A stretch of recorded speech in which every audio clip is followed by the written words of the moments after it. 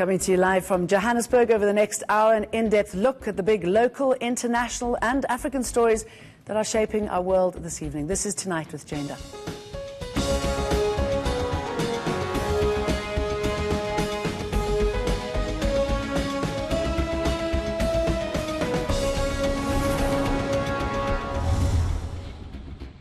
Tonight, an overriding corrupt relationship, a judge's take on the relationship between Jacob Zuma and Schabir Shaik. The NPA now admits they should have charged the former president with corruption 15 years ago. That mistake has had a devastating impact on us and our state institutions. Can you imagine how different our country would be right now if they had? And then this.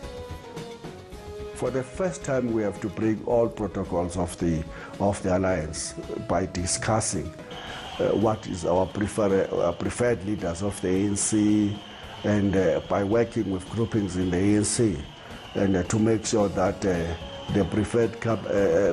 preferred candidates gain ground in popularity, exposing them in all our structures. Another player in the high-level manipulation behind Zuma's rise to power, and an example of the multi-layered web of support that ensured Zuma's ascendancy. I'm going to ask Zwelinzima Vavi how it feels to be partially responsible for the rot our country is facing. Medical scams worth billions of rands, the perpetrators, dodgy South African lawyers. The money trail starts with fake cerebral palsy lawsuits. We speak to the Minister of Health about the impact of these scams and ask how they've been able to get away with these unhealthy practices for so long.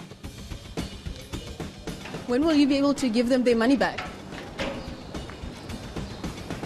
Checkpoint goes after a corrupt estate agent. Arda Bester is charged with theft of 2 million rand. We dig deep into her illicit activities.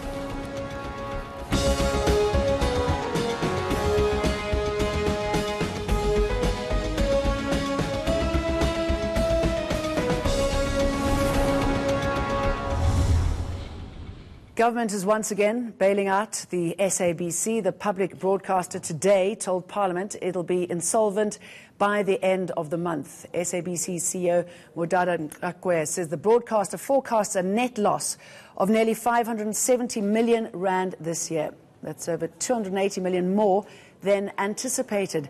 The bailout is yet to be approved, but Communications Minister Stella Ndabeni-Abrahams says government is in discussion with Treasury for funding. Now as government, once more, as we have to intervene on the financial crisis faced by SABC, we've got to put money because we're looking into the matter of the public interest in relation to the mandate that SABC is driving. But as the Minister of Finance announced, there will be a person assigned to monitor that SABC spends the money according to what has been submitted. 16 people have been injured when a train derailed east of Johannesburg this afternoon. 3 carriages of a Metro Rail train came off at the rails at Elandsfontein station in Boksburg. Officials and police are trying to determine what caused the accident. No serious injuries were reported, but the accidents caused delays for trains between Pretoria and Tembisa. Convicted murderer Jason Rode has applied for leave to appeal his conviction and sentence. 2 weeks ago, property mogul Rode was sentenced to a total of 20 years for murdering his wife Susan. She was found dead at the Spear Wine Estate Hotel in Stellenbosch in 2016. The court says he staged her death as suicide. During the trial, it was found that he had an extramarital affair with an employee. Emotions ran high at the state capture inquiry today. A former Eskom manager broke down while giving evidence. Johan Bester claims he was under pressure to implement contracts with Tegeta, a company run by the Gupta family. Bester says his time at Eskom took a very personal toll.